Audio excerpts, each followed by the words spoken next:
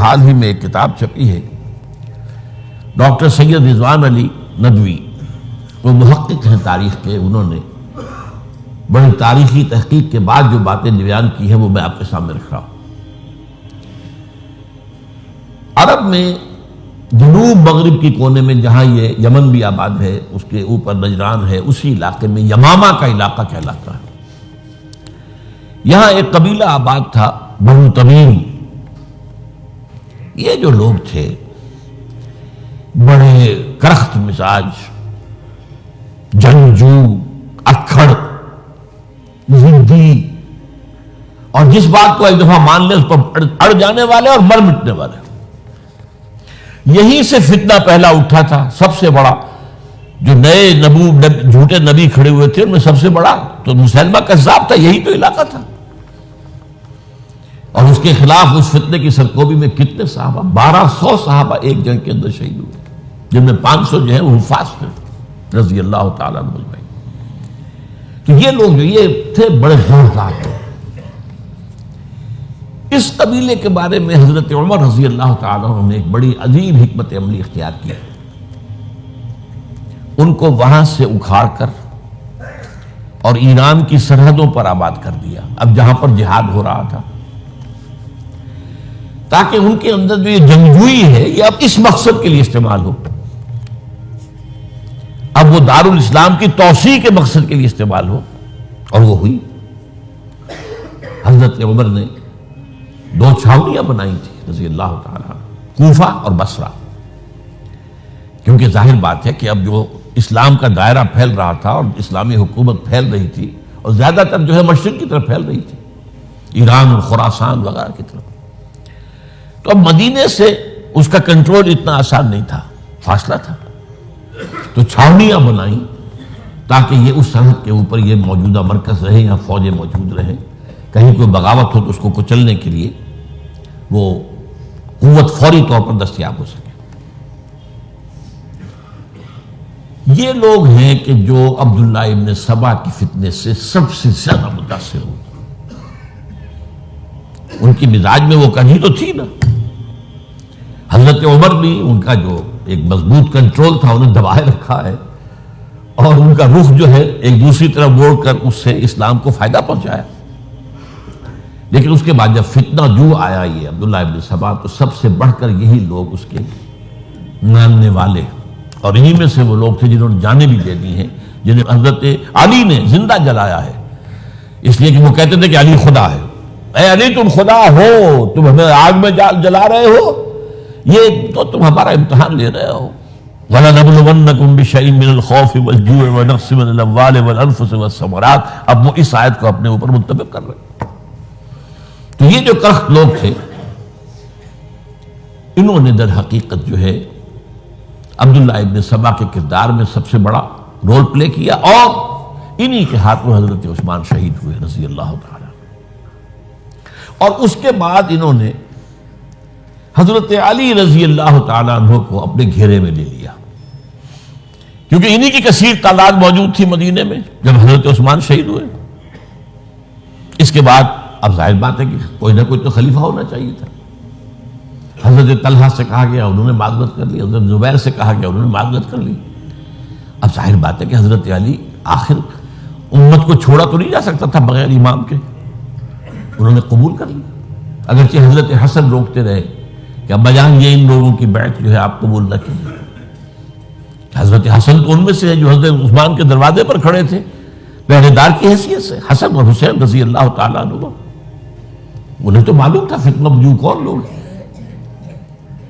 اس کے بعد حضرت علی رضی اللہ تعالیٰ عنہ نے اسی حکمت سے، جس حکمت کے تحت حضرت عمر نے یہ چھاونیاں آباد کی تھی، دارالخلافہ بھی مدینے سے کوفہ منتقل کر دیا تاکہ پورے عالم اسلام کو کنٹرول کیا جا سکے اس مرکز کے ساتھ۔ اس کا نتیجہ یہ نکلا کہ اب گویا کہ حضرت علی کے گرد ان لوگوں کا گھیراؤ مکمل، کوفے میں یہی تو آباد تھے، کوفی یہی تو تھے، حضرت عمر نے انہیں لا کے یہاں آباد کیا تھا۔ جب حضرت علی نے کوفے کو اپنا دارالخلافہ قرار دیا تو گویا کہ ان کا پھر عمل دخل بہت بڑھ گیا۔ ایک طریقے سے یوں کہا جا سکتا ہے کہ انہوں نے اب حضرت علی رضی اللہ تعالیٰ عنہ کو اپنے محاصرے میں لے لیا، چنانچہ جنگ جنگ جمل کے موقع پر یہ ہوا ہے کہ صلح ہو گئی تھی. حضرت عائشہ رضی اللہ تعالی عنہ کے جو نمائندے تھے اور ادھر سے حضرت علی، صلح ہو گئی تھی، طے ہو گیا تھا کہ ہاں قاتلین عثمان کو جو ہے اس کو سزا دی جائے گی، قصاص لیا جائے گا حضرت عثمان کی قتل کا. لیکن ان لوگوں نے 10,000 آدمی کھڑے ہو گئے کوفے کے اندر، ہم سب قاتل ہیں عثمان کے، لو قصاص ہم سے اگر لے سکتے ہو. جس کے نتیجے میں اور انہوں نے جنگ شروع کر دی. اور جب جنگ شروع ہو جائے تو پھر اس کے بعد تو کوئی نہیں دیکھ سکتا کیوں شروع ہوئی، کیسے شروع ہوئی، کس نے شروع کی. اب تو یا مارو یا مرو، دو ہی باتیں ہوتی. 10,000 مسلمان ایک رات میں شہید ہوئے جنگ جمل میں. اب اس کے بعد حضرت علی رضی اللہ تعالیٰ عنہ کی خلافت جو ہے حضرت امیر معاویہ نے ماننے سے انکار کر دیا. جب تک قاتلین عثمان کو سزا نہیں دیتے ہم بیعت نہیں کریں گے. یہ نہیں کہ دعویٰ کیا ہو کہ میں خلافت کا حقدار ہوں، یہ نہیں، لیکن یہ کہ آپ کو ان کو سزا دینی چاہیے. اب یہ تھا وہ مخمصہ جس میں حضرت علی رضی اللہ تعالی عنہ وہ فرماتے تھے تم میرا ساتھ دو تو میں ان قاتلین عثمان سے سزا جو ہے ان کو سزا دے سکتا. ادھر انہیں پتا تھا کہ میں سرنڈر کرتا ہوں تو مجھے علی تک تو پہنچنے کوئی نہیں دے گا، راستے میں ختم کر دیں گے رضی اللہ تعالی عنہ. تو یہ پیچ تھا ایک جو ایسا پڑا ہے. اب اس میں جب حضرت معاویہ اور حضرت علی کے مابین فیصلہ کن جنگ ہوئی، جنگ صفین جسے کہتے ہیں، جس میں 70,000 مسلمان ایک دوسرے کی تلواروں، تیروں، نیزوں سے قتل ہوئے. اس موقع پر حضرت معاویہ کی طرف سے ایک آفر آئی. قرآن مجید کو نیزے پر اٹھا کر لوگوں نے کہا کہ یہ خونریزی بند کر دو، ہم قرآن کا فیصلہ ماننے کو تیار ہیں. حضرت علی دیکھ رہے تھے کہ یہ اصل میں میری فتح کو شکست سے بدلنے کا پروگرام ہے. تقریباً فتح میری ہو چکی ہے، لیکن یہ جو طبقہ تھا یہ ان کا نہیں، بڑی ٹھیک بات کہہ رہے ہیں، وہ مانیے ان کی بات. جنگ بند کی. انہوں نے ہی یہی لوگ تھے جنہوں نے مجبور کیا حضرت علی کو کہ وہ تحکیم پر رضامند ہو جائے. اس کے بعد تحکیم میں جو معاملہ ہوا، حضرت علی حضرت عبداللہ ابن عباس کو اپنی طرف سے حاکم بنانا چاہتے تھے. یہ اڑ گئے نہیں. یہ اڑ جانے والے لوگ، اور یہی اصل قوت تھے. وہاں ساری طاقت تو انہی کی تھی.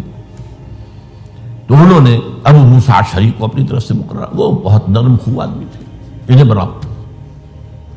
بہرحال جو بھی بات طے ہوئی، اب تاریخ کی روایتوں میں اختلاف ہو سکتا ہے.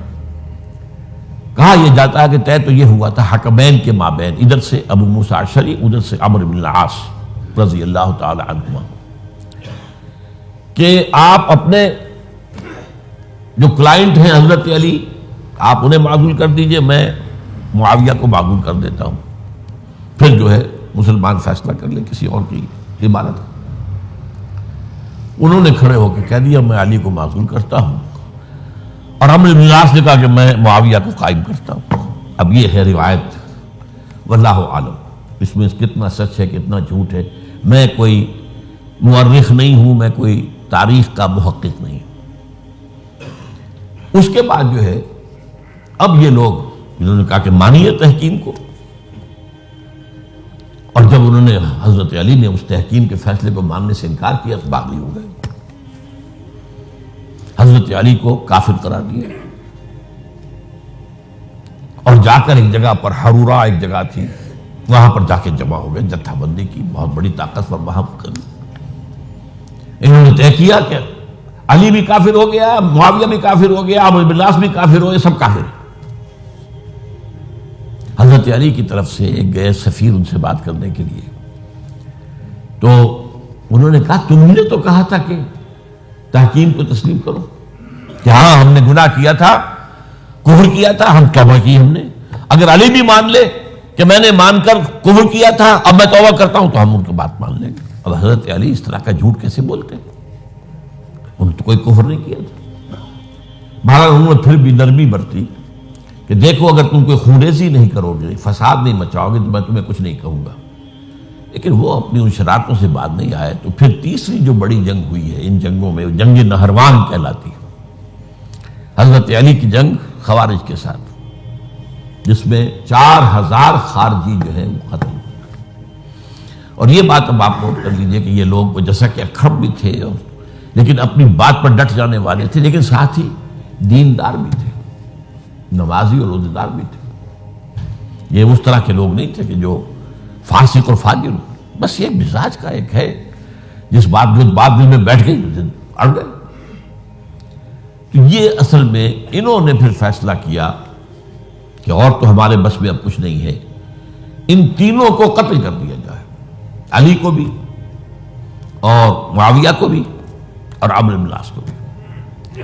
تو ایک جگہ ان کی سازش ہوئی، 3 آدمی معین ہو گئے، ایک ہی وقت کا طے فیصلہ ہو گیا، فلاں تاریخ کو فجر کے وقت تم جاؤ، وہ تم کوفے کی جامع مسجد میں، جب علی نماز جماعت کرا رہے ہو خنجر مارو انہیں۔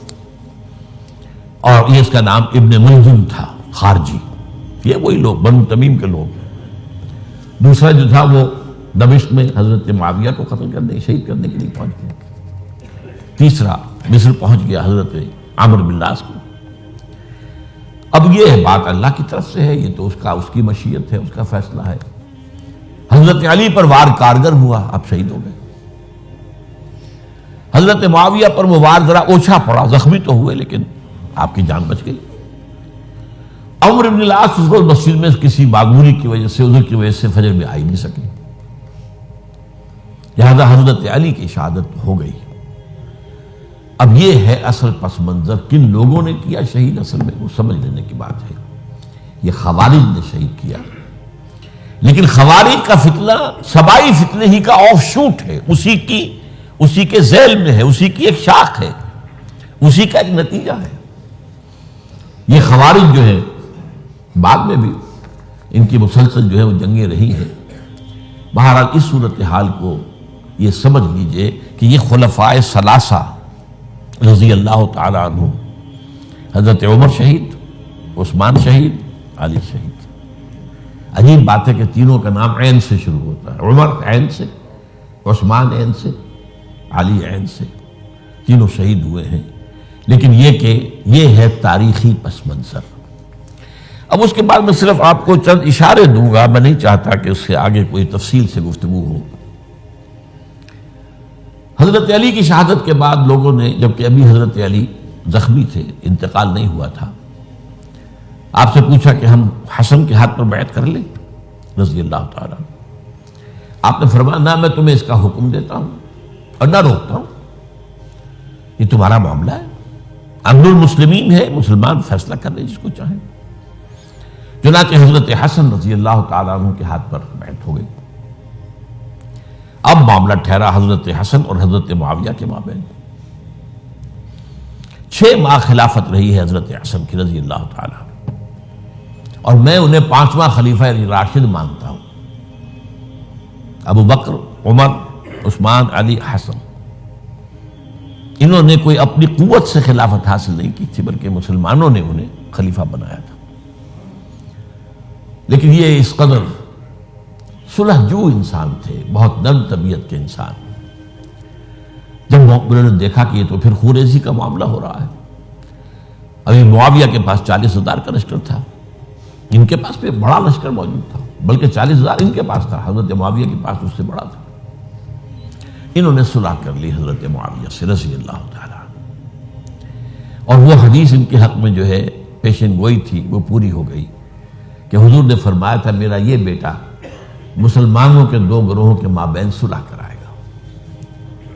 یہ سن 41 ہجری کا واقعہ ہے، جب صلح ہو گئی اور حضرت حسن دستبردار ہو گئے اور امیر معاویہ کو اب خلیفہ تسلیم کر لیا گیا۔ اس کو عام الجماع کہتے ہیں، یعنی وہ انتشار اور تفرقہ جو سبائی فتنے سے شروع ہوا تھا، اگرچہ اس کا نقطہ آغاز تو بالفعل بنا شہادت عثمان، پھر وہ جنگ جمل اور جنگ صفین اور جنگ نہروان، اور اس کا ایک نتیجہ جو نکلا وہ کیا تھا کہ اسلامی حکومت کی حدود کی جو توسیع ہو رہی تھی وہ عمل رک گیا۔ وہ تو خلفائے ثلاثہ، اب یہ ثلاثہ میں گن رہا ہوں، حضرت ابوبکر، حضرت عمر، حضرت عثمان، ان کے دور میں ساری توسیع ہوئی، فتوحات ہوئی۔ حضرت علی کا دور جو ہے سارا خانہ جنگی کی نظر ہو گیا.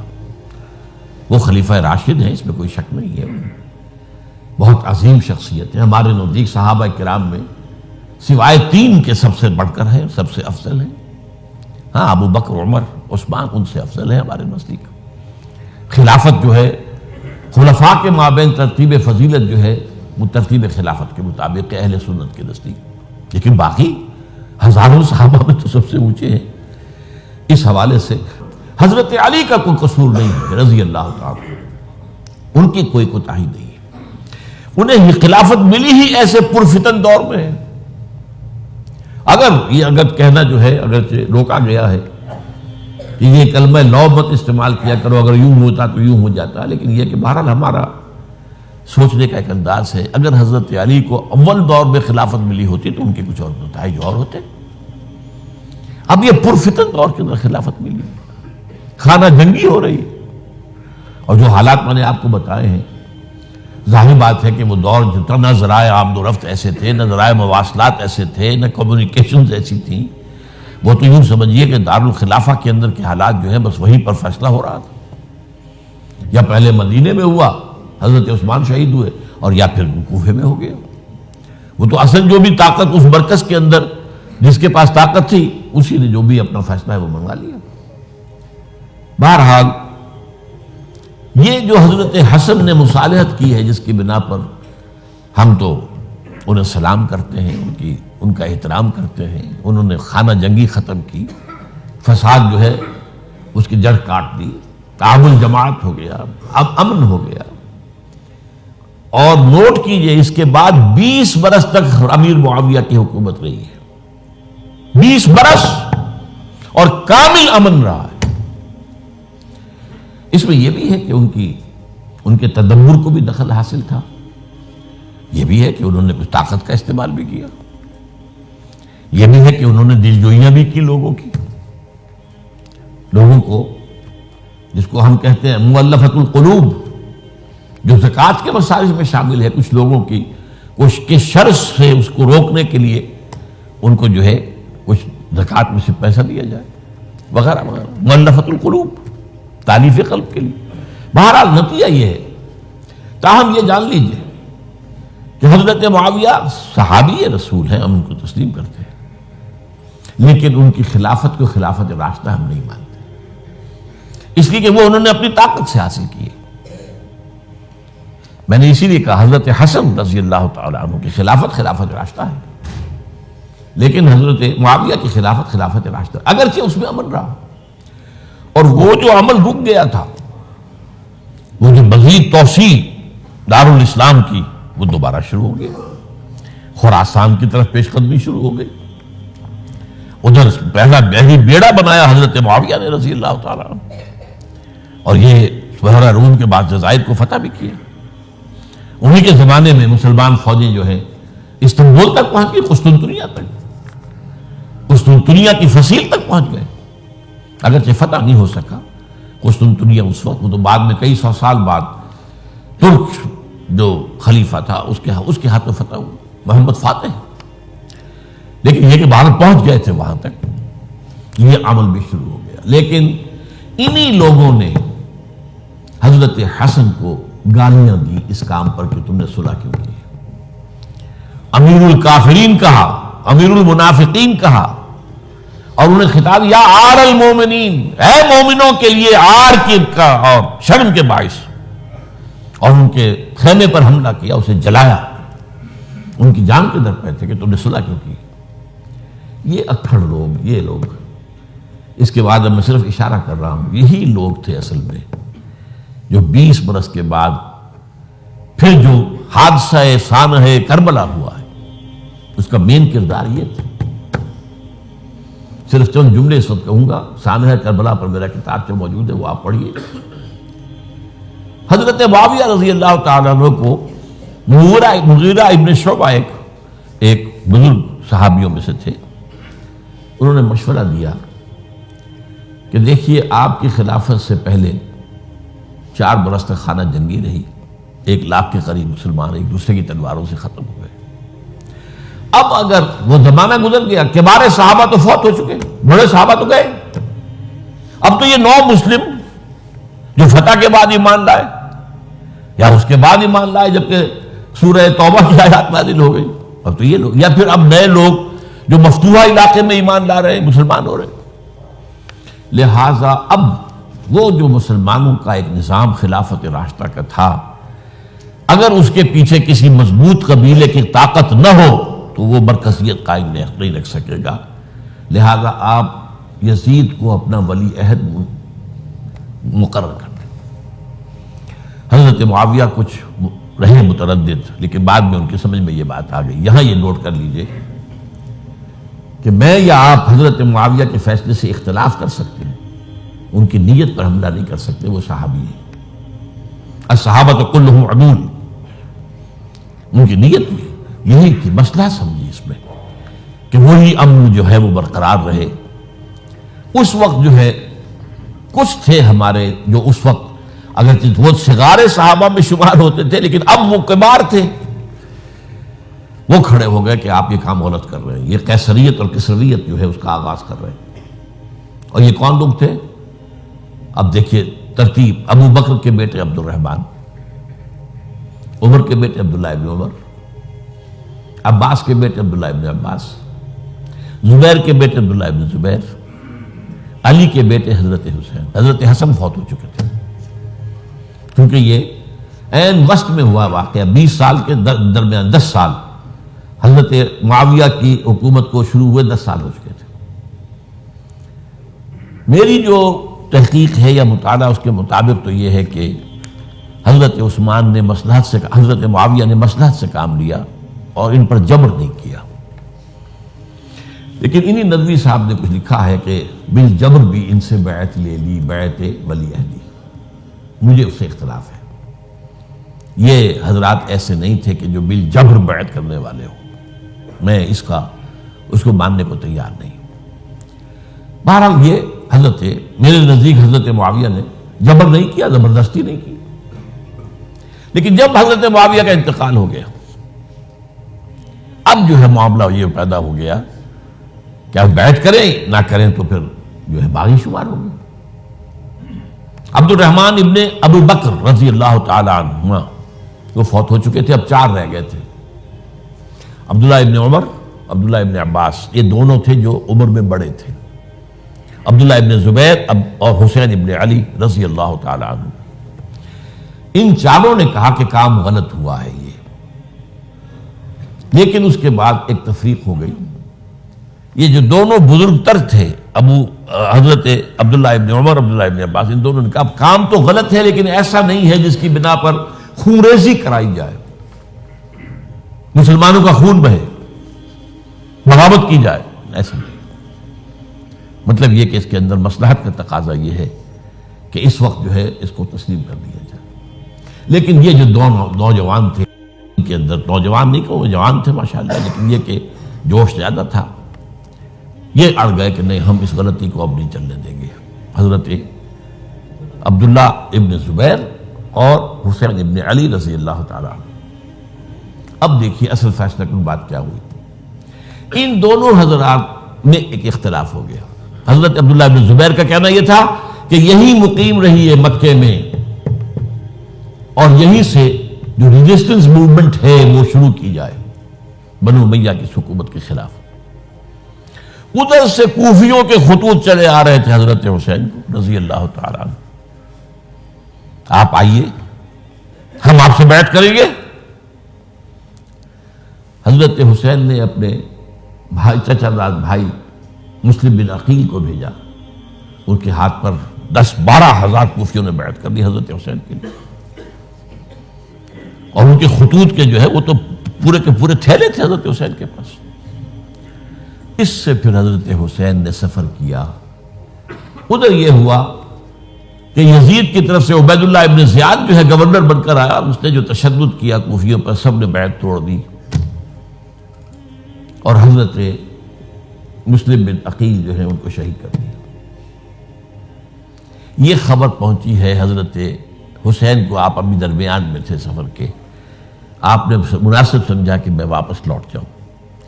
لیکن حضرت مسلم بن عقیل کے بیٹے کھڑے ہو گئے کہ اب ہم قصاص لیے، ہمارا باپ شہید کیا گیا، قصاص لیے بغیر تو نہیں جائیں گے۔ اب یہ مروت کے خلاف تھا حضرت حسین کی کہ وہ ان کو چھوڑ دیتے۔ یہ وجہ ہے کہ وہ حادثہ پیش آیا، اور اس میں بھی اصل وجہ میں بتاتا ہوں، وقت جو ہے ختم ہو گیا ہے۔ وہ یہ ہے کہ حضرت حسین نے جب وہ لشکر تھا کوفیوں کا، کوفی تو آئے تھے نا، وہی کوفی جنہوں نے بیعت کی تھی، وہی بیعت توڑنے والے تھے، وہی لشکر میں آئے تھے حضرت حسین کے خلاف۔ حضرت حسین نے وہاں عین میدان جنگ میں اعلان کیا، دیکھو فلاں ابن فلاں، یہ تمہارا خط ہے کہ نہیں، تم نے مجھے بلایا، دیکھو فلاں ابن فلاں، تم نے مجھے دعوت دی تھی کہ نہیں، یہ دیکھو میرے پاس تمہارے خطوط جو ہیں تھیلے بھرے ہوئے موجود ہیں۔ اب انہیں اندیشہ یہ ہوا کہ اگر حضرت حسین کو کسی طرح بھی یزید تک پہنچ جانے دیا گیا تو ہمارا جو ہے بانڈا پھوٹ جائے گا، پھر ہماری خیر نہیں۔ ورنہ حضرت حسین نے کہا تھا، دیکھو یا مجھے واپس جانے دو، یا مجھے سرحدوں کی طرف جانے دو، میں کفار کے ساتھ جہاد کرتے ہوئے اپنی زندگی صرف کر دوں گا، یا مجھے یزید کے پاس جانے دو، میں اس کے ساتھ اپنا معاملہ کر لوں۔ انہوں نے کہا کہ اگر یزید تک ان کی رسائی ہو گئی تو پھر ہماری خیر نہیں۔ تو انہوں نے نہ صرف یہ کہ شہید کیا، وہی کوفی، وہی بنو تمیم کے لوگ، وہی اکھڑ، انہوں نے نہ صرف یہ کہ شہید کیا بلکہ پھر خیموں کو آگ لگائی۔ کیوں لگائی؟ تاکہ وہ جو ڈاکومنٹری پروف تھا ان کے خلاف وہ ختم ہو جائے، ورنہ آگ لگانے کی کیا ضرورت تھی؟ انہوں نے اور تو کوئی نہیں کیا، یعنی وہ کام تو نہیں کیا کہ جو کسی مفتون کے ساتھ کیا جاتا ہے۔ حضرت حسین کے بیٹے بیمار تھے، حضرت علی بن حسین زین العابدین رحمۃ اللہ علیہ، انہیں شہید تو نہیں کیا۔ جو خواتین تھیں جو ان کی کوئی بے حرمتی نہیں کی، یہ نہیں کہا کہ اب یہ تو جیسے کہ خوارج کہتے تھے جو مسلمان کافر ہو گئے ہیں، مسلمان ہیں ان کے نزدیک کافر ہیں، ان کی بیویاں بھی حلال ہیں ہم پر، وہ تو کنیزیں ہیں، پھر فیصلہ یہ تو نہیں کیا۔